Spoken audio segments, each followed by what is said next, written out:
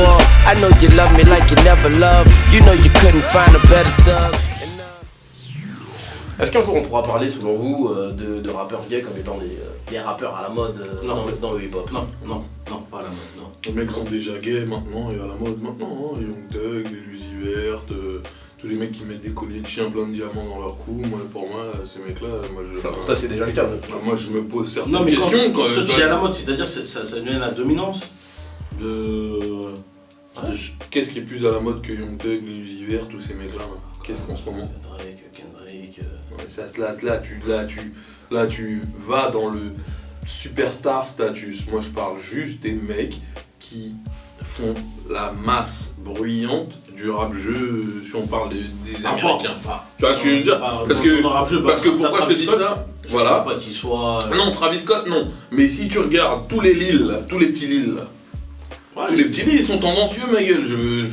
Ton pote Young Thug qui pose dans son album avec une robe de femme, l'autre qui dit qu'il veut s'appeler Sexe, après bientôt l'autre il fait des danses, frère, on dirait il s'est perdu dans le marais, au bout d'un moment moi je veux bien, mais faut pas que tu me prennes.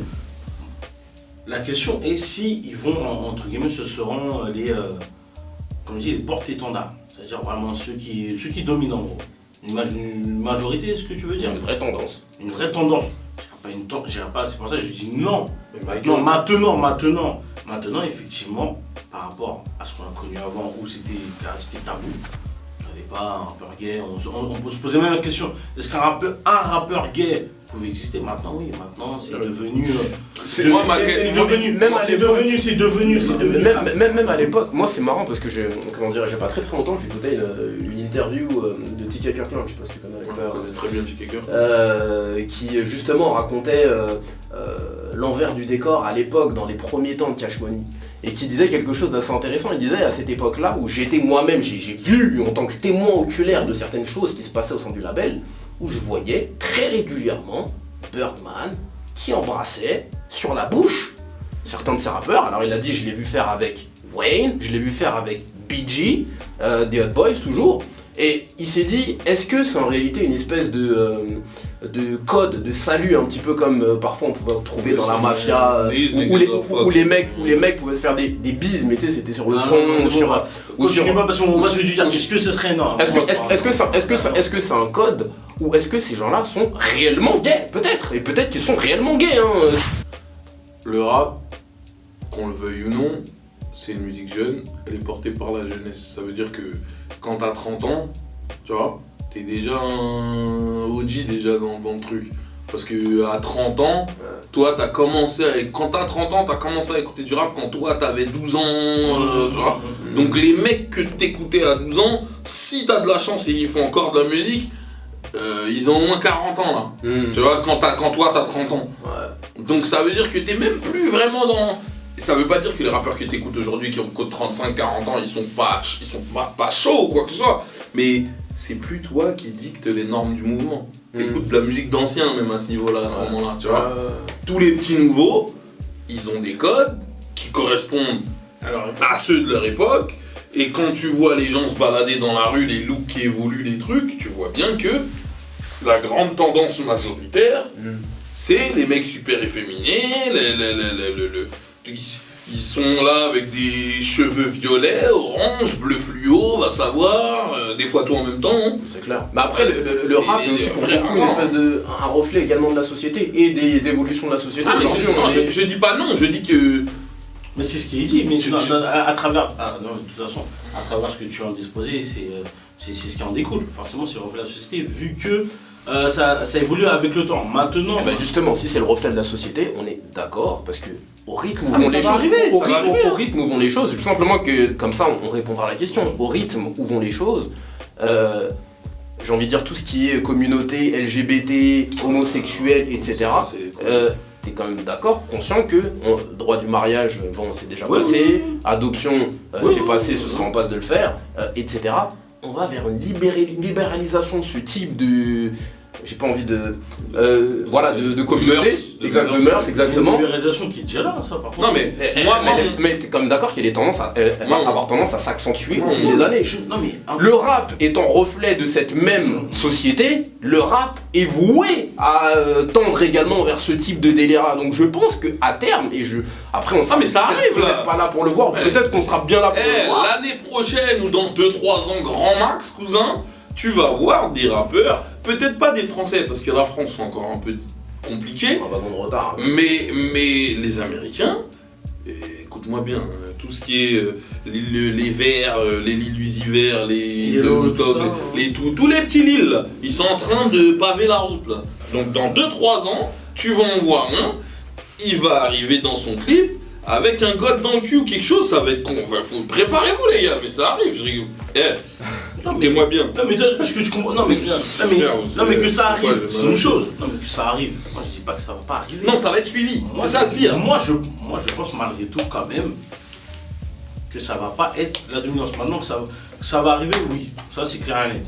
De toute manière, on voit ça de plus en plus. À partir du moment où tu as cette libéralisation et surtout même cette envie, cette démocratisation carrément du port de jupe, de tout ce qui est unisexe, de vouloir unisexiser. Non, c'est pas unisexe. Les mecs s'habillent rayon femme, frère. Non, Arrêtez les mais quand un tu dis moment unisexe, non, attends, oui, non, mais Rayon femme. quand je dis unisexe, C'est quand clair. je dis unisexe, c'est-à-dire que si Ils veulent un look androgyne, oui, ils prennent des trucs de femmes, ouais. ils les font. Et même les assurément. marques aussi, ils suivent forcément, vu qu'ils ce sont des acteurs au niveau, comme on parle encore d'image, donc ils sont en relation avec l'industrie de la mode. Et on sait très bien qu'il y a une dominante. Là, par contre, C'est contrôlé par les gars, ouais. c'est contrôlé par les homosexuels. Donc à partir de là, bah oui, forcément, ça va de pair. Mais de là à ce que ce soit après qu'ils aient une dominance dans le rap, et quand on dit dans le rap, c'est plutôt outre-Atlantique, parce que d'abord, on parle principalement d'abord en parlant de ça. Là, moi pour ma part, je ne pense pas. Mais c'est clair et net que par rapport, si on voit l'évolution, c'est clair et net qu'il n'y a même pas 20 ans, les mêmes qui condamnaient à les entendre, qui s'écosillaient, oh mais jamais il y aura des gars, c'est les mêmes gars maintenant qui sont contents, qui font même des feats avec ces artistes-là qui sont là, non, ils ont ce droit-là, ils ont totalement raison d'être libres et tout.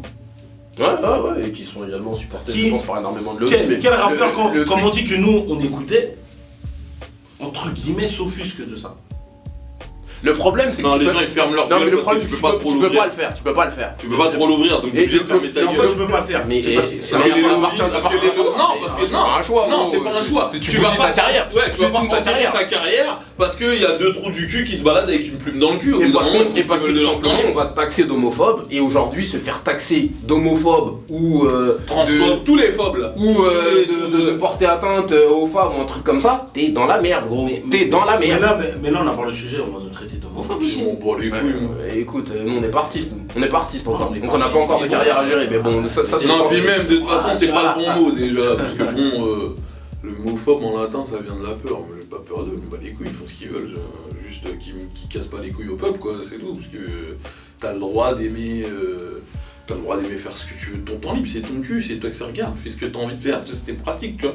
Par contre, le côté il faut absolument placarder mes pratiques aux yeux de tous, il n'y a que la communauté homosexuelle qui fait ça et je comprends pas pourquoi Même au contraire, je comprends pas pourquoi ils se sentent le besoin d'afficher au vu et au su de tous leurs pratiques, leur sexualité. Frère, ce que tu fais dans ta chambre, je m'en bats les couilles. par tout le monde.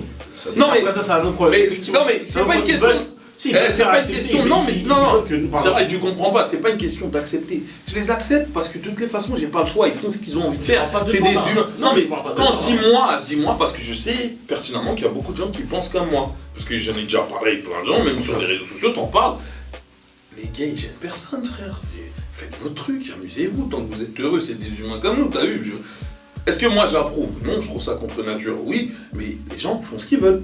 Tu vois, t'as envie de faire ce que tu veux, tu fais ce que tu veux. Par contre, le problème, hein, on est totalement par d'accord contre, le avec ça. problème que moi je vais avoir, c'est quand vous voulez absolument placarder vos modes de vie et vos pratiques au vu et au su de tous. La Gay Pride, quand tu vois, si la Gay Pride c'était une marche où tu marches, t'as des pancartes, et ouais, on est gay, on a des droits et on veut. J'ai pas de problème avec ça. Frère, la Gay Pride, c'est un film porno dans les rues de Paris en plein jour, cousin. Mais c'est la vérité, ma gueule. Tu m'as pas compris, en fait, moi j'ai pas dit toi, je t'ai dit eux. En fait, eux ils ont ils sont, c'est-à-dire que ils sont entre guillemets opprimés. Mais opprimés par qui? Par quoi? Mais ils ont cette volonté de nous imposer, c'est-à-dire en fait c'est soit tu acceptes, soit tu te tais. Oui, non mais après, encore une fois, la question c'est l'acceptation par la communauté hip-hop de ce type de pratique-là. Et c'est vrai que quand tu vois par exemple un Jaden Smith par exemple qui devient l'égérie de Louis Vuitton, mais l'égérie de la collection femme de Louis Vuitton, mais clairement, hein, il devient l'égérie de la collection femme de Louis Vuitton.